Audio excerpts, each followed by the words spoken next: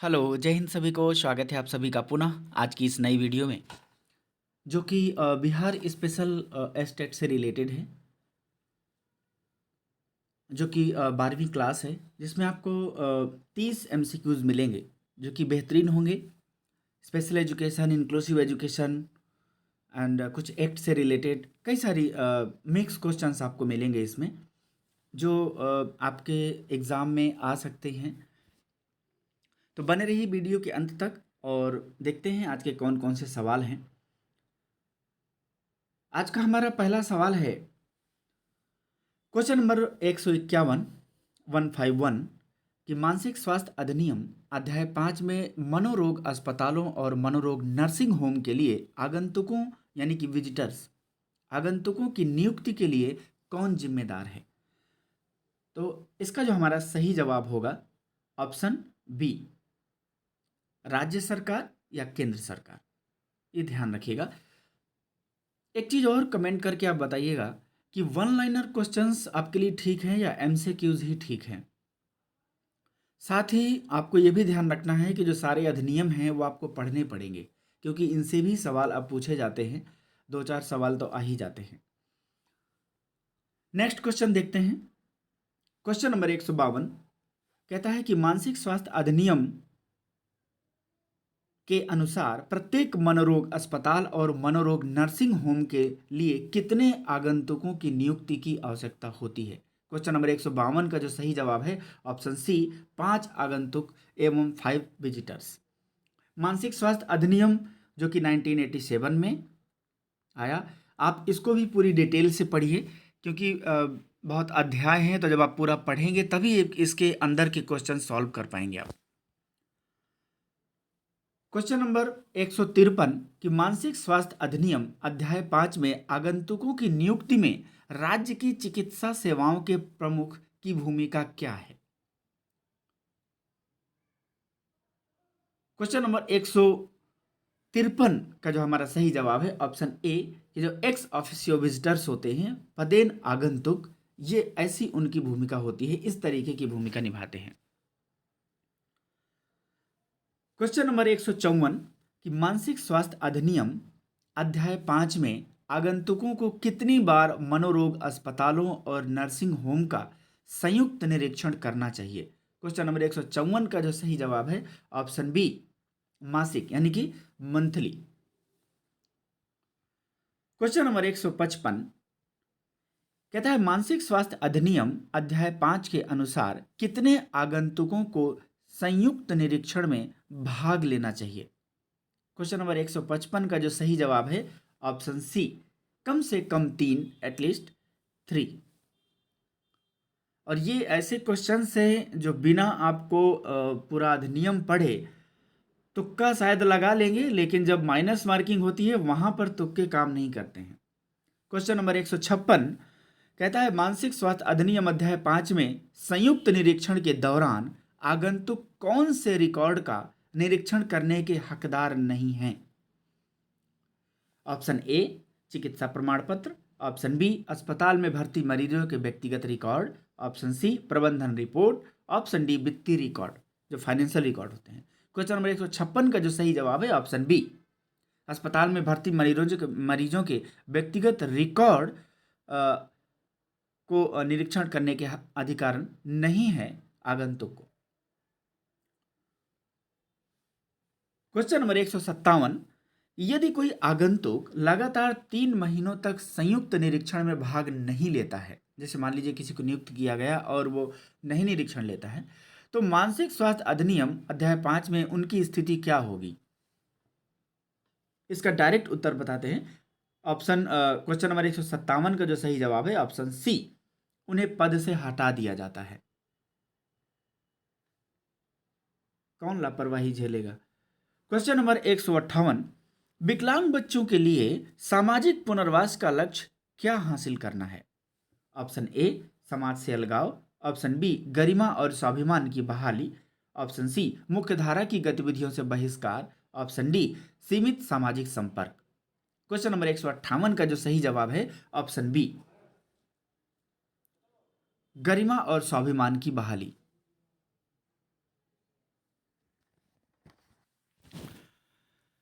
जैसा कि गरिमा और स्वाभिमान की बहाली है, क्योंकि देखिए हर व्यक्ति की डिग्निटी होती है, सेल्फ रिस्पेक्ट होता है। तो सामाजिक पुनर्वास का हमारा उद्देश्य है कि हर व्यक्ति की गरिमा बनी रहे, उसका आत्मसम्मान बना रहे, स्वाभिमान बना रहे। ये मुख्य लक्ष्य है, उद्देश्य हासिल करना होता है। देखिए हर क्षेत्र का अपना पुनर्वास है। ऐसा नहीं कि एक क्षेत्र का व्यक्ति दूसरे में पूर्णतः अगर हस्तक्षेप करेगा तो सही से पुनर्वास नहीं हो सकता है। और आजकल की पुनर्वास प्रक्रियाओं में अधिकतम ये, हालांकि मल्टीडिसिप्लिनरी टीम जो होती है वो खूब सहयोग करती है, ऐसा नहीं है। लेकिन ये भी है कि जो व्यक्ति है जिस क्षेत्र का, अगर उसका पुनर्वास करेगा तो बहुत बेहतरीन हो पाएगा। इसलिए हर घटक अपने क्षेत्र के पुनर्वास से संबंधित होता है। ये हमारा क्वेश्चन नंबर 159 है, 159।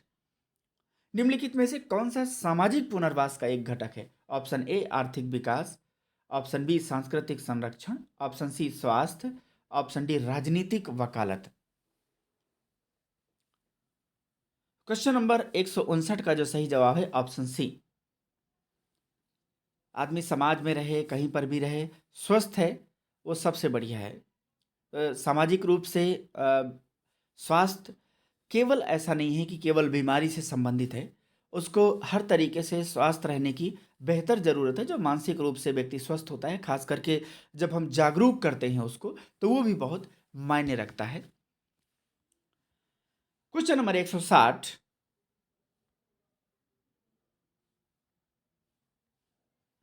दिव्यांग बच्चों को सामाजिक पुनर्वास के माध्यम से समाज की मुख्य धारा से जोड़ने का प्राथमिक लक्ष्य क्या है?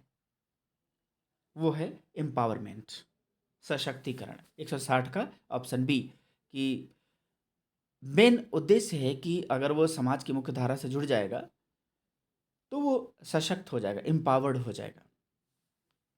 और एम्पावर्ड हो जाता है तो अपने आप ये माना जाता है कि सशक्त हो गया है।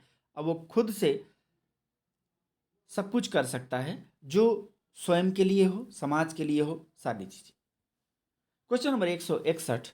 सामाजिक पुनर्वास के हितधारक कौन हैं?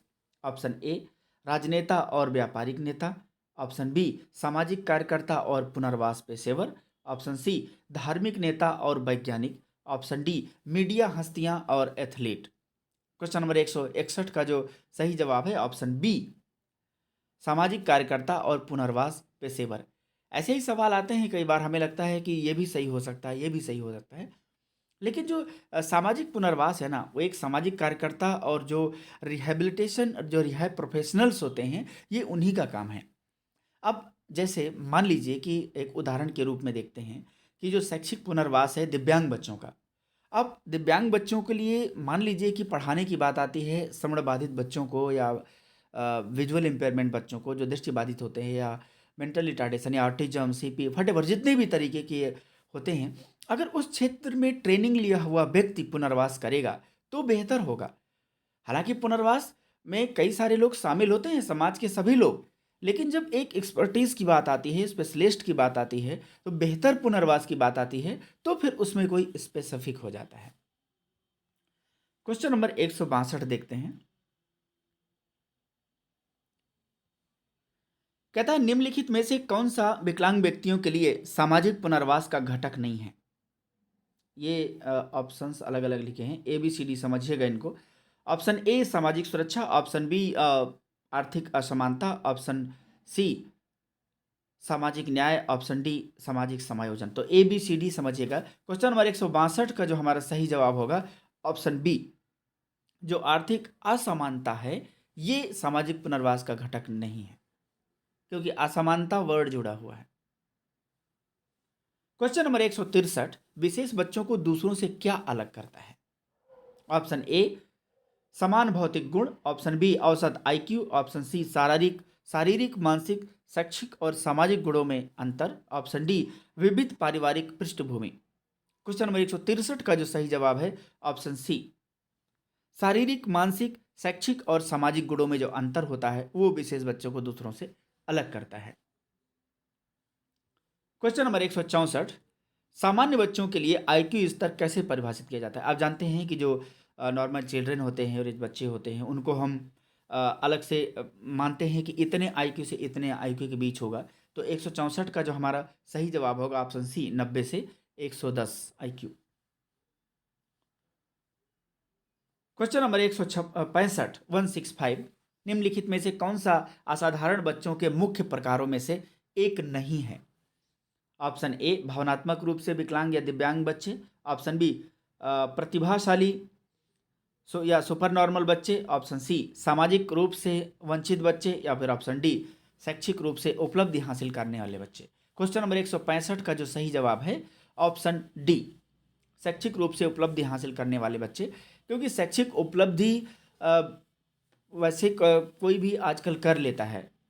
शैक्षिक उपलब्धि का एक मतलब ये भी माना जाता है कि अगर कोई व्यक्ति किसी क्लास को पास कर लिया है तो ये एक उसकी उपलब्धि मानी जाती है। हालांकि केवल इतने से नहीं होता है, जब तक उसका एक डेवलपमेंटल एस्पेक्ट, जो उसका बेहतर समझ, बेहतर तर्क, बेहतर सारी चीज़ें विकसित ना हो जाएं, तब तक नहीं माना जाता है। बट ये भी तो, इसलिए इसके अंतर्गत हमारा डी सही है।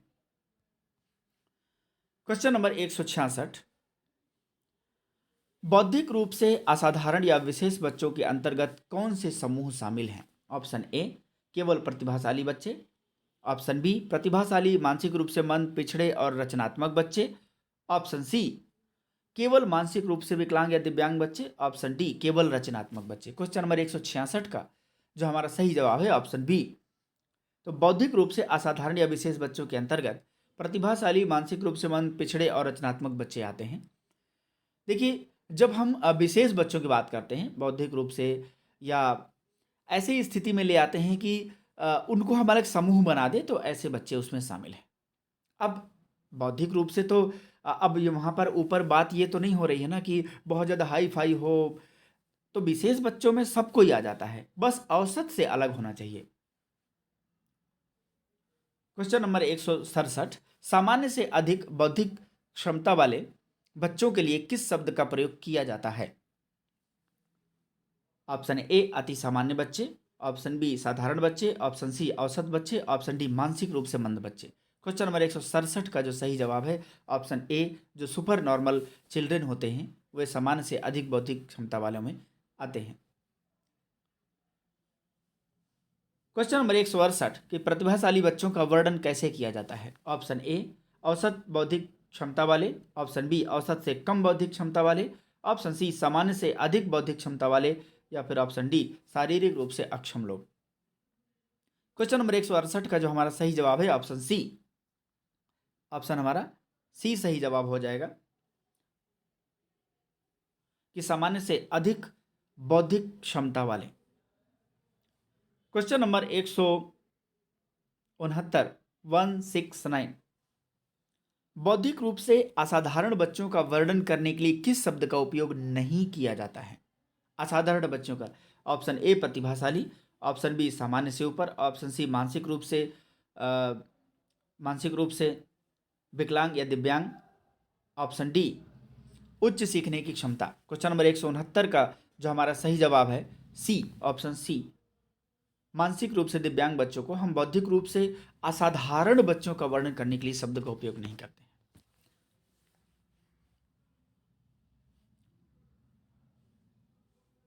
आईक्यू के हिसाब से है सब, क्योंकि आप जानते हैं कि जो मेंटल रिटार्डेशन बच्चे होते हैं उन सब का आईक्यू ऐसा होता है कि जो अपने कैटेगरीज पढ़ते हैं माइल्ड, मॉडरेट, सीवियर, प्रोफाउंड, तो उनकी वजह से और 70 से नीचे आईक्यू होने की वजह से वो उस श्रेणी में आते हैं। क्वेश्चन नंबर 170 की समावेशी कक्षाओं में विशेष शिक्षकों और शिक्षकों के सामने आने वाली प्राथमिक चुनौती क्या है? ऑप्शन ए संसाधनों की कमी, ऑप्शन बी उपयुक्त प्रौद्योगिकियों के चयन में कठिनाई, ऑप्शन सी सीमित कक्षा स्थान, ऑप्शन डी अपर्याप्त प्रशिक्षण। क्वेश्चन नंबर 170 का जो हमारा सही जवाब है ऑप्शन बी, उपयुक्त प्रौद्योगिकियों के चयन में जो कठिनाई आती है सबसे ज़्यादा, तो समावेशी कक्षाओं में विशेष शिक्षकों को प्राथमिक चुनौती है एक तरीके की, क्योंकि अपर्याप्त प्रशिक्षण वो तो ऑलरेडी कोई नहीं होगा तो होगा ही, संसाधनों की कमी होगी वो तो मेन चीज़ है, सीमित कक्षा संसाधन है वो तो है ही। लेकिन जब हम आजकल टेक्नोलॉजी की बात करते हैं, जब हम इस बात करते हैं कि बच्चों को कितना बेहतर कर दें, तो जब तक आज एक बेहतर प्राथमिक टेक्नोलॉजी से सचेत नहीं है एक शिक्षक, खास करके विशेष शिक्षक, और टेक्नोलॉजी का मतलब केवल ये नहीं कि आपको कंप्यूटर चलाना आता हो। टेक्नोलॉजी का मतलब होता है उनसे संबंधित जो असिस्टिव टेक्नोलॉजीज होती हैं, जो यूज़ होते हैं, जो असिस्टिव डिवाइसेस होते हैं, वो अगर आप यूज़ नहीं कर पाते हैं तो सबसे बड़ी कठिनाई है। और ख़ास करके चयन करने में कठिनाई, क्योंकि आप चयन नहीं कर पाएंगे क्योंकि बहुत सारी चीज़ें हैं। क्वेश्चन नंबर 171 कि शिक्षक समावेशी कक्षाओं और विशेष आवश्यकता वाले बच्चों जो CWSN के लिए उपयुक्त प्रौद्योगिकी के चयन की चुनौती का समाधान कैसे कर सकते हैं। ऑप्शन ए कक्षा का आकार बढ़ाकर, ऑप्शन बी पारंपरिक शिक्षण विधियों का उपयोग करके, ऑप्शन सी पेशेवर कौशल और ज्ञान को बढ़ाकर, ऑप्शन डी प्रौद्योगिकी के उपयोग को कम करके। क्वेश्चन नंबर 171 का जो सही जवाब है ऑप्शन सी, पेशेवर कौशल और ज्ञान को बढ़ा करके। क्योंकि जब तक आप बेहतर तरीके से खुद इन्हेंस नहीं करेंगे अपने प्रोफेशनल स्किल्स को और नॉलेज को, तब तक CWSN ही नहीं किसी भी बच्चे की समाधान करना किसी भी समस्या का बहुत मुश्किल हो जाता है। क्वेश्चन नंबर 172 सहायक प्रौद्योगिकियों जो असिस्टिव टेक्नोलॉजीज होती हैं उनका उपयोग करने में शिक्षकों को अपने कौशल और ज्ञान को बढ़ाने के साधन के रूप में क्या सुझाव दिया गया है। ऑप्शन ए सेमिनार और कार्यशालाएं आयोजित करना, ऑप्शन बी व्यावसायिक विकास कार्यक्रमों की अनदेखी करना, ऑप्शन सी ऑनलाइन पाठ्यक्रमों से बचना, ऑप्शन डी पूरी तरह ऑफलाइन कार्यक्रमों पर निर्भर रहना। क्वेश्चन नंबर 172 का जो सही जवाब है ऑप्शन ए, क्योंकि जब हम कौशल और नए ज्ञान का डेवलपमेंट जो अपग्रेड सिस्टम होता है, जो अपडेट होना होता है, जिससे अगर हम होना चाहते हैं, वैसे विकसित होना चाहते हैं, कौशल और ज्ञान को बढ़ाना चाहते हैं, तो ये साधन है कि हम विभिन्न जो वर्कशॉप, सेमिनार, कॉन्फ्रेंस, सिंपोजियम, ये सब चीज़ें उसमें शामिल होना चाहिए। अगर ऐसा आयोजित करते हैं तो खुद भी सीखते हैं, दूसरों को भी सिखाते हैं, अपडेट होते हैं, अपडेट करते हैं। क्वेश्चन नंबर 173 सामग्री के अनुसार AT जो असिस्टिव टेक्नोलॉजीज हैं पर व्यावसायिक विकास कार्यक्रमों का फोकस क्या होना चाहिए। ऑप्शन ए ऑफलाइन प्रशिक्षण पर विशेष ध्यान, ऑप्शन बी AT के कार्यतंत्र की अनदेखी करना, ऑप्शन सी केवल ICT का सामान्य ज्ञान, ऑप्शन डी शिक्षा में AT के उपयोग पर जोर देना। क्वेश्चन नंबर 173 का जो सही जवाब है ऑप्शन डी, कि जब हम AT पर व्यावसायिक विकास कार्यक्रम की बात करते हैं तो फोकस होगा कि शिक्षा में AT के उपयोग पर जोर दे दो, अपने आप सब ठीक हो जाएगा। क्वेश्चन नंबर 174 सामग्री में AT पर शिक्षकों के लिए प्रशिक्षण के एक भाग के रूप में क्या उल्लेख नहीं किया गया है। ऑप्शन ए AT की प्रभावशीलता पर ज्ञान प्रदान करना, ऑप्शन बी AT के कार्यतंत्र को बढ़ाना, ऑप्शन सी पेशेवर संगठनों के साथ सहयोग की अनदेखी करना, ऑप्शन डी AT के संचालन के लिए कार्यात्मक कौशल विकसित करना। क्वेश्चन नंबर 174 का जो हमारा सही जवाब है ऑप्शन सी, कि पेशेवर संगठनों के साथ सहयोग की अनदेखी करना। अगर आप अनदेखी करेंगे तो फिर कैसे विकसित होगा, कैसे प्रशिक्षण विकसित होगा, कैसे टेक्नोलॉजी पर जो शिक्षकों के लिए प्रशिक्षण की बात की गई है, तो अगर ये शामिल होगा तो बहुत मुश्किल होगा, डेवलपमेंटल फेज रुक जाएगा। क्वेश्चन नंबर 175 सामग्री शिक्षण अधिगम प्रक्रियाओं में AT के उपयोग के बारे में क्या अनुशंसा करती है। ऑप्शन ए उनके उपयोग से बचना, ऑप्शन बी AT का अत्यधिक उपयोग करना, ऑप्शन सी उनके उपयोग, दुरुपयोग और सुरक्षा को समझना, ऑप्शन डी उनकी प्रभावशीलता को नजरअंदाज करना। क्वेश्चन नंबर 175 का जो हमारा सही जवाब है ऑप्शन सी, जो अनुशंसा करती है कि उनके उपयोग, दुरुपयोग और सुरक्षा को समझना चाहिए। जब तक देखिए आप कमियों को भी जानिए, अच्छाइयों को भी जानिए, एक बेहतर निर्णय ले पाएंगे आप। तो ये अनुशंसा करती है सामग्री जो कंटेंट है recommended about the use of ATs in the teaching learning process. Question number 176 कहता है ATS मतलब वो S स्मॉल है जो असिस्टिव टेक्नोलॉजीज होता है। एटीएस पर प्रशिक्षण के संदर्भ में शिक्षकों के लिए फोकस बिंदु के रूप में क्या उल्लेख नहीं किया गया? ऑप्शन ए, नवोन्मेषी और नए एटी की पहचान करना। नवोन्मेषी का मतलब होता है इनोवेशन, नयापन। ऑप्शन बी, एटी के संचालन के लिए कार्यात्मक कौशल विकसित करना। ऑप्शन सी, पारंपरिक तरीकों को पढ़ाना या तरीकों से पढ़ाना। ऑप्शन डी, पेशेवर संगठनों के साथ सहयोग के लिए सुराग प्रदान करना। क्वेश्चन नंबर 176 का जो सही जवाब है ऑप्शन सी, पारंपरिक तरीकों को पढ़ाना। कहता है कि एटीएस पर प्रशिक्षण के संदर्भ में शिक्षकों के लिए फोकस बिंदु के रूप में क्या उल्लेख नहीं किया गया है। अब नहीं का मतलब है कि यही हमारा सी सही हो जाएगा, पारंपरिक तरीकों से पढ़ाना। अब आप जानते हैं ट्रेडिशनल वे में अगर चीज़ें पढ़ाएंगे तो आजकल के एडवांस जो बच्चे हैं, एडवांस टीचर्स हैं, वो तो बिल्कुल भी आजकल की जनरेशन, आजकल की टेक्नोलॉजी और आजकल की समझ के अनुसार विकसित ही नहीं हो पाएंगे फिर। क्वेश्चन नंबर 177 177 कहता है कि यूनिसेफ के अनुसार दुनिया भर में विकलांग या दिव्यांग बच्चों की अनुमानित संख्या कितनी है? इसका जो सही जवाब है 177 का option D, 240 million.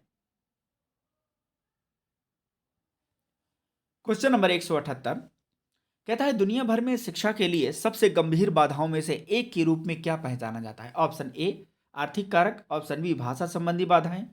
Option C, दिव्यांगता। ऑप्शन डी, संसाधनों की कमी। क्वेश्चन नंबर 178 का जो सही जवाब है ऑप्शन सी, दिव्यांगता। दुनिया भर में शिक्षा के लिए सबसे गंभीर बाधा, और ये सबसे बड़ी बात है कि ये यूनिवर्सल वे है। आज भी आप जब सोसाइटी में जाएंगे तो जागरूकता की बहुत कमी है।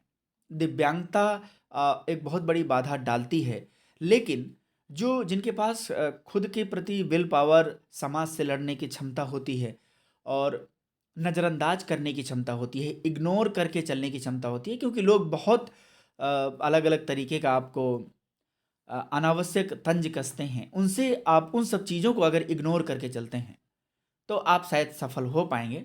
तब शायद वो कुछ लोगों की बाधा ना हो। लेकिन जब यूनिवर्सली बात करते हैं तो दिव्यांगता आज भी एक अभिशाप और गलत तरीके का माना जाता है। शायद आप देख रहे होंगे जहां आप रह रहे हैं उस माहौल में बहुत अच्छा हो, आप पढ़े लिखे हैं, लेकिन कई बार आप ज़रूर विजिट करिए, रिसर्च करिए, और आप रिसर्च में पाएंगे बहुत सारी चीज़ें कि आज भी जागरूकता की बहुत कमी है। हमारे अधिनियम और बहुत सारी चीज़ें वो सिर्फ कागज़ों में बनकर रह जाती हैं, क्योंकि जो लोग बनाते हैं वो सिर्फ एसी में बैठते हैं, उनको अंदाज़ा बिल्कुल नहीं होता है उस चीज़ का। फिलहाल इसको लागू करने के लिए हम सबकी जिम्मेदारी है। क्वेश्चन नंबर 179 179 नीति निर्माण में अक्सर विकलांग या दिव्यांग बच्चों की अनदेखी क्यों की जाती है? ऑप्शन ए, महत्वाकांक्षा और सपनों की कमी। ऑप्शन बी, भेदभाव, कलंक और स्कूल सेवाओं में दिव्यांगता को शामिल करने में विफलता। ऑप्शन सी, आर्थिक कारक। ऑप्शन डी, वैश्विक संघर्ष, ग्लोबल कॉन्फ्लिक्ट जो होते हैं। क्वेश्चन नंबर 179 का जो सही जवाब है ऑप्शन बी, भेदभाव, कलंक और जो स्कूल सेवाओं में दिव्यांगता को शामिल करने में जो विफलता है, ये सबसे बड़ी नीति निर्माण में अक्सर विकलांग बच्चों की अनदेखी की जाती है। क्योंकि ये अधिकतर स्कूलों में भी देखा जाता है, इसलिए कई बार वो वाक्य सही हो जाता है कि यदि किसी एक दिव्यांग बच्चे को कोई स्कूल, संस्थान, कोई समाज प्रवेश देने से मना करता है तो ये माना जाता है कि वहाँ का पूरा समाज, वहाँ का पूरा लोग, वहाँ की पूरी सोसाइटी विकलांग है, दिव्यांग है। और ये हकीकत है। जहाँ पर प्रवेश देने से वंचित कर दिया जाए, चाहे कोई भी हो, यूनिवर्सिटी, कॉलेज, स्कूल, अगर उसको प्रवेश तक नहीं दे पाते तो इसका मतलब कि वहाँ के सब लोग दिव्यांग हैं। खैर, क्वेश्चन नंबर 180 आपके सामने है। कहता है कि सभी बच्चों को स्कूल जाने और अपने कौशल विकसित करने का उचित मौका देने का सबसे प्रभावी तरीका क्या बताया गया है? ऑप्शन ए, विशिष्ट शिक्षा। ऑप्शन बी, विशिष्ट शिक्षा यानी कि एक तो स्पेशलाइज्ड एजुकेशन होती है, एक एक्सक्लूसिव एजुकेशन होती है। एक्सक्लूसिव का मतलब आप, ये भी विशिष्ट टाइप होती है बट एक तरीके का एक्सक्लूड से रिलेटेड है ये। ऑप्शन सी, समावेशी शिक्षा। ऑप्शन डी, व्यावसायिक शिक्षा। क्वेश्चन नंबर 180 का जो सही जवाब है ऑप्शन सी, समावेशी शिक्षा की बात की जाती है। अगर बेहतर तरीके से, प्रभावी तरीका बनाना है, बताना है, समाज को विकसित करना है, कौशल विकसित करना है, तो हमें ये देखना होगा कि समावेशी शिक्षा बेटर है, इंक्लूसिव एजुकेशन बेटर है।